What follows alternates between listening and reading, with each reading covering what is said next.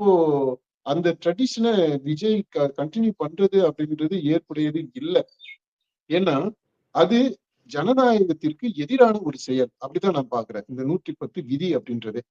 மக்களால் நேரடியாக தேர்ந்தெடுக்கப்படாத முதல்வருக்கு எப்படி நீங்க அவ்வளவு ஸ்வீப்பிங்கான அதிகாரத்தை கொடுக்க முடியும்?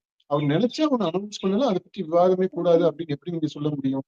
நம்முடைய ஆட்சி மக்களுக்கான ஆட்சியாக இருக்கும், மக்களை மையப்படுத்தியாக ஆட்சியாக இருக்கும் அப்படின்லாம் நிறைய வேற வேற வார்த்தைகள்ல சொல்லி இருக்கிறாரு. அப்படிப்பட்ட ஒரு ஆளு இப்ப இந்த 110 விதியை பயன்படுத்தவே கூடாது. எந்த விஷயமாக இருந்தாலும் நம்ம அவையில பேசுவோம். மக்கள் பிரதிநிதிகள் எல்லாரும் சேர்ந்து ஒரு பேசுவோம், டிஸ்கஸ் பண்ணுவோம். சேர்ந்து ஒரு முடிவுக்கு வருவோம். அந்த முடிவை நடைமுறைப்படுத்துவோம். அப்படித்தான் அவருடைய அணுகுமுறை இருக்கணும். அதுதான் ஒரு உண்மையான அவரு அவரு தேர்தல் நேரத்துல ப்ராமிஸ் பண்ண மக்களாட்சியாக இருக்கும்.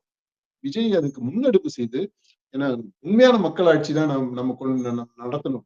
அதனால இந்த 110 விதியவே ஒழிச்சிருவோம்டா, அமன் பண்ணிடுவோம் அப்படின்னு கொண்டு வந்தாருன்னு வச்சுங்களேன், ஐயோ அவரு நம்ம கொண்டாடுவோம் அவரை. இப்பவும் கொண்டாடக்கூடிய விதத்துல தான் இருக்கிறாரு. ஆனா இந்த மாதிரியான இதுதான் மாற்றம்ப்பா.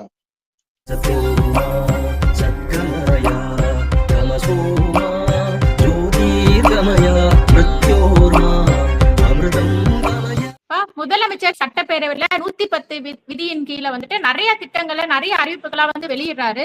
அந்த விதியின் கீழே வந்து அறிவிப்புகள் வந்துட்டா அது தொடர்பாக எந்த விவாதங்களும் எந்த கருத்துக்களுமே பதிவு செய்ய முடியாது. இது போலதான் வந்துட்டு இப்ப இந்த 3 திட்டங்களும் தொடர்பாகவும் வந்து 110 விதியின் கீழே வந்து அறிவிப்பு வந்திருக்குது. இந்த 110 விதி அப்படிங்கறது வந்துட்டு எப்படிப்பா, அதாவது ஒரு திட்டம் அறிவிச்சாங்க அப்படின்னா அது தொடர்பான வாதங்கள் எதிர்வாதங்கள் அப்படிங்கிறது நடந்து அந்த திட்டம் செயல்படுத்தப்பட்டதான் ஒரு ஆரோக்கியமானதாக இருக்கும். ஆனா இவங்க அறிவிச்சிட்டாங்கன்னா அது தொடர்பா எந்த வாதங்களும் எதுவுமே நடக்கக்கூடாது, இந்த திட்டம் அவ்வளவுதான் அப்படிங்கிற மாதிரி இந்த விதியின் கீழே அறிவிக்கப்படக்கூடியது வந்து ஒரு ஆரோக்கியமானதாப்பா?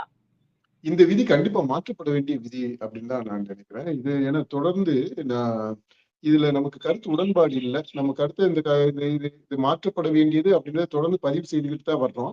அதனால இப்போ இது வந்து விஜய்க்கு எதிரான ஸ்டேட்மெண்ட் கிடையாது. இப்ப நான் சொல்றது பிரின்சிபிள் இந்த மாதிரியான ஒரு ப்ரொவிஷன் இருக்கிறதுன்றது கண்டிப்பாக மாற்றப்பட வேண்டியது. இந்த 110 விதின்றது எப்போ பாப்புலரா ஆச்சு தெரியுமா? ஜெயலலிதா ஆட்சி காலத்துலதான். அவங்கதான் அவங்க இஷ்டத்துக்கு இந்த 110 விதியின் கீழ் அறிவிப்பு செஞ்சுட்டு போயிட்டே இருப்பாங்க. அப்பதான் இந்த 110 இப்படி ஒரு விதி இருக்குதுன்றதே பரவலா மக்களுக்கு தெரிய வந்தது. ஏன்னா அதை பற்றி எந்த விவாதமும் இருக்காது. அவங்க முதலமைச்சரே சொல்லிட்டாரு, முதலமைச்சருடைய திட்டம் அப்படின்ட்டு அந்த அதாவது இந்த ஜெயலலிதா அப்படின்ற அந்த ஆளுமையை மையப்படுத்திய அரசு அங்க அது நடந்துச்சு. 110 அப்படின்றது அப்பதான் பெரிய அளவுல பொது வெளியில அதை பற்றி தெரிய வந்தது. இப்படி ஒரு விதி இருக்கு, இப்படி ஒரு முதலமைச்சருக்கு இப்படி ஒரு பவர் இருக்கு அப்படின்றது. அதுக்கு அடுத்தபடியா இப்போ அந்த ட்ரெடிஷனை விஜய் கண்டினியூ பண்றது அப்படின்றது ஏற்புடையது இல்லை. ஏன்னா அது ஜனநாயகத்திற்கு எதிரான ஒரு செயல். அப்படித்தான் நான் பாக்குறேன் இந்த 110 விதி அப்படின்றது. இப்ப நம்ம இருக்கக்கூடிய அந்த லிமிடேஷன்ஸ்ல இப்ப இருக்கக்கூடிய மக்கள் தங்களை எப்படி பிரதிநிதித்துவப்படுத்துறாங்க அப்படின்றத நம்ம பார்த்தோம்னா, முதல்ல ஓட்டு போட்டு எம்எல்ஏஸை நம்ம தேர்ந்தெடுக்கிறோம் வாக்காளர்கள். அப்புறம் அந்த வாக்காளர்களால் தேர்ந்தெடுக்கப்பட்ட அந்த பிரதிநிதிகள் எம்எல்ஏஸ் அவங்க எல்லாம் ஒன்னா சேர்ந்து இந்த முதலமைச்சரை தேர்ந்தெடுக்கிறாங்க. அது நிர்வாக வசதிக்காக. அப்ப மக்கள் யாரும் நேரடியாக முதல்வருக்கு ஓட்டு போட்டு தேர்ந்தெடுக்கிறார். இது வந்து அதிபர் ஆட்சி முறை கிடையாது. நம்ம பிரதமரை கூட மக்கள் நேரடியாக ஓட்டு போட்டு தேர்ந்தெடுக்கல. அதிபர் ஆட்சி முறையில தான் அந்த அமெரிக்கா அப்படி யுஎஸ் எடுத்துக்கிட்டீங்கன்னா அங்க அதிபர் ஆட்சி முறை. அங்க மக்கள் நேரடியாக வாக்களிச்சு அதிபரை தேர்ந்தெடுக்கிறாங்க.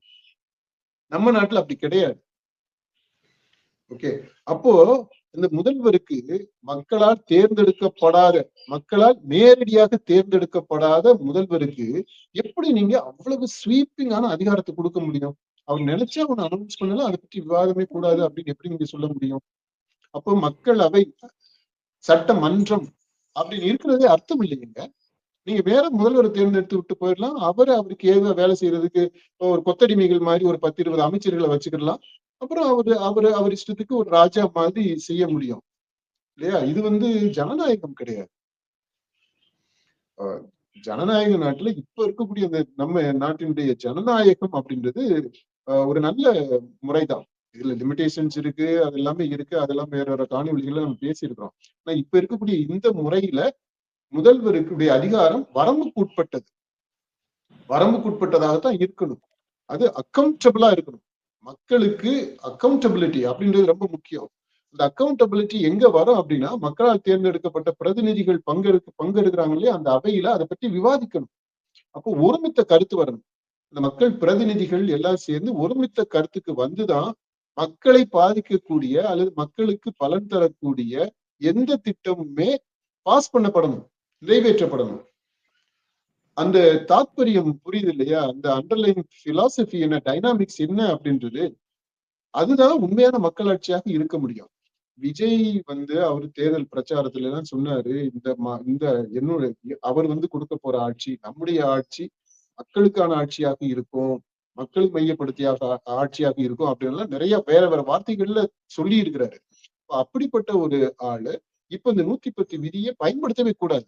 எந்த விஷயமாக இருந்தாலும் நம்ம அவையில பேசுவோம், மக்கள் பிரதிநிதிகள் எல்லாரும் சேர்ந்து ஒரு பேசுவோம், டிஸ்கஸ் பண்ணுவோம், சேர்ந்து ஒரு முடிவுக்கு வருவோம், அந்த முடிவை நடைமுறைப்படுத்துவோம். அப்படித்தான் அவருடைய அணுகுமுறை இருக்கணும். அதுதான் ஒரு உண்மையான அவரு தேர்தல் நேரத்துல ப்ராமிஸ் பண்ண மக்களாட்சியாக இருக்கும். அடுத்து நீங்க சொல்லலாம், இல்ல விஜய்க்கு தானே ஓட்டு போட்டாங்க மக்கள், அதனால அவரு அந்த அதிபர் ஆட்சியினுடைய ப்ராக்சி மாதிரி தான் இது. அதனால ஜெயலலிதா இருக்கும்போது ஜெயலலிதாவுக்கு தானே ஓட்டு போட்டாங்க, அதனால அந்த அம்மா அப்படி பண்ணாங்க. இப்ப விஜய் அது மாதிரி முழு அதிகாரத்தோட இருக்கிறதுல என்ன தப்பு அப்படின்னு நீங்க கேள்வி கேட்கலாம். அப்படி கேக்குறீங்களா நீங்க? இல்ல, எனக்கு இதுல உங்களுடைய கருத்து நான் முழுமையா ஒத்து போறேன்ப்பா. இல்ல, அப்போ அந்த கேள்வி வருது அப்படின்னா, அதுவுமே நீங்க பாருங்களேன், இந்த தேர்தல் முடிவை எடுத்துக்கோங்க. இதுல விஜய் மக்களால் விஜய்க்கு தான் மக்கள் ஓட்டு போட்டாங்க அப்படின்னு எடுத்துக்கிட்டா, அந்த இந்த தேர்தல்ல அவருடைய எம்எல்ஏஸ் எத்தனை பேரு விஜய்க்காக ஓட்டு போட்டு ஜெயிச்சவங்க, அவரையும் உள்ளடக்கி 107 பேர். ஏன்னா அவர் 2 இடத்துல ஜெயிச்சிருக்கிறார். அப்ப அவரையும் உள்ளடக்கி 108 இடம்னு வச்சுக்கோங்க, இட கணக்குக்கு. அப்ப 108 இடத்துலதான் விஜய்க்காக மக்கள் ஓட்டு போட்டிருக்காங்க. அதாவது ஜெயிச்ச நம்பரை வச்சு பார்க்கும்போது அதுலயுமே நம்ம சொல்லியிருக்கிறோம், it is not proportional representation. அது வேற ஒரு விகிதாச்சார பிரதிநிதித்துவத்தை கொண்டு வந்தோம்னா அதுவுமே வேற மாதிரி ஆயிடும் கணக்கு. அப்ப 108 இடங்கள்ல தான் விஜய்க்கு ஓட்டு போட்டிருக்கிறாங்க. பெர்சன்டேஜ்னு எடுத்துக்கிட்டீங்கன்னாலும் 35% தானப்ப தாவிக வாங்கியிருக்காங்க. அப்ப 65% விஜய்க்கு ஓட்டு போடல இல்லையா?